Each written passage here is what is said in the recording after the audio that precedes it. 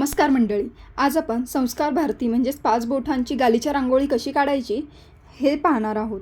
चला तर मग सुरुवात करूया. इथे आधी या सरांनी म्हणजे हे सर आहेत प्रतीक अथने सर म्हणून, हे रांगोळीचे क्लासेस घेतात. पावसाळ्यामध्ये आणि आत्ता उन्हाळ्यामध्ये अशा 2 बॅचेस होतात.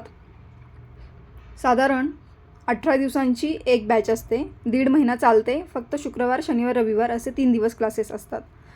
तर इथे सरांनी जी काही डिझाईन काढायची आहे म्हणजे जी रांगोळी काढायची आहे त्याची सर्व आधी आखणी करून घेतलेली आहे पांढऱ्या रांगोळीच्या साह्याने. त्यानंतर एका ह्याच्यामध्ये कलर छानपैकी भरून घेतात. हे गालिच्याचे पावडर कलर आहेत. सर्व मटेरियल तुम्हाला सरांकडून पे करून मिळतं. आता इथे छान कलर जे आहेत गालिच्याचे त्याची ते एक मस्त डिझाईन बनवत आहेत. इथे कलरचे गालिच्याचे आहेत ते जसं काही झेंडूच्या फुलांच्या पाकळ्या टाकतात त्याप्रमाणे त्यांनी ते भरलेलं आहे. इथे काही विद्यार्थिनी देखील त्यांना मदत करत आहेत. अशा पद्धतीने मुलींना शिकण्यासाठी तसेच डेमो कसा काढायचं, काय करायचं यासाठी हे पूर्ण बारकाव्यांसहित आणि टिप्ससहित सर अगदी सुंदर छान पद्धतीने शिकवतात. आता इथे हा सगळा कलर भरून झाल्यानंतर जो पडदा असतो म्हणजेच कर्टन असतो तो काढून दाखवलेला आहे सरांनी आणि त्याखालीच लागून मोरपीस काढलेला आहे. अशा पद्धतीने कलर भरून झाल्यानंतर लगेच बॉर्डर पांढऱ्या रांगोळीच्या साह्याने काढून घ्यायची आहे आणि एक जो आपण आकार काढून घेतला आहे तो कंप्लीट करून घ्यायचा आहे की जेणेकरून आपण कलर भरताना पुढे कलरवरती ती रांगोळी सांडू नये, पुढच्या दुसऱ्या कलरला ती लागू नये यासाठी. हाताशी मग घ्यायचे आणि मगामध्ये रांगोळी घेऊन व्यवस्थित आपल्याला जे काही आकार काढायचे आहेत ते काढायचे. आता सध्या जे काम चालू आहे ते सर बासरी काढत आहेत.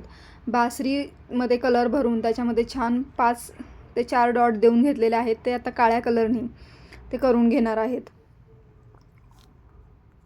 बासरीला छान कलर करून झाल्यानंतर त्यामध्ये वेगवेगळे शेडिंग देत आहेत. काळा कलर तसेच लाल कलर किंवा वेगवेगळ्या शेडिंगचे असे सगळे तयार करून कलर तयार केलेले आहेत आणि ते आता बासरीमध्ये छान सुंदररित्या भरून घेत आहेत. हे झाल्यानंतर सर आता मोरपीस वगैरे करून घेणार आहेत. तर मग पाहत राहा पूर्ण आपला हा ब्लॉग आणि तुम्हाला जर अशा छान रांगोळी आवडत असतील तर आपल्या चॅनलला सबस्क्राईब करा. आपल्या चॅनलवरती ब्लॉग वगैरे असे सर्व ब्लॉग किंवा रेसिपी किंवा असे रांगोळीचे किंवा छान शिकण्यासारखे असे ब्लॉग पाहायला मिळतील तुम्हाला. तर आपल्या चॅनलला सबस्क्राईब करायला विसरू नका. आता इथे सर आपण जो पडदा काढून घेतलेला होता त्यावरती काम करत आहे. या पडद्याच्यामध्ये सरांनी जी डिझाईन काढलेली आहे ती जसं काही फुलांच्या पाकळ्या असल्यासारखी आहे. तिथे तुम्ही काही लेटर लिहू शकता, कॅलिग्राफी करू शकता म्हणजे सुस्वागतम म्हणा किंवा अभिनंदन किंवा वास्तुशांती वगैरे असे जे काही कार्यक्रम असतील त्या संदर्भात तुम्ही तिथे लिहू शकता. अशा पद्धतीने आपल्या मोरपीसाचं देखील काम सुंदर पद्धतीने सरांनी केलेलं आहे.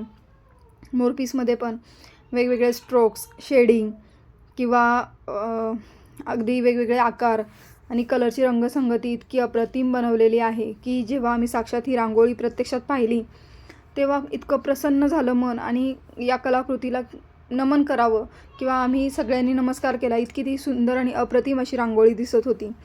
इथे जे गालिच्याचे कलर वापरले जातात त्यामध्ये पण प्रकार असतात. चाळण्या वापरण्याच्या पद्धती असतात किंवा बॉर्डर करताना, शेडिंग करताना, कलर घेताना काय पद्धत घ्यायची आहे, काय टीप यूज करायच्या ते सर्व सर अतिशय उत्तमरित्या शिकवतात.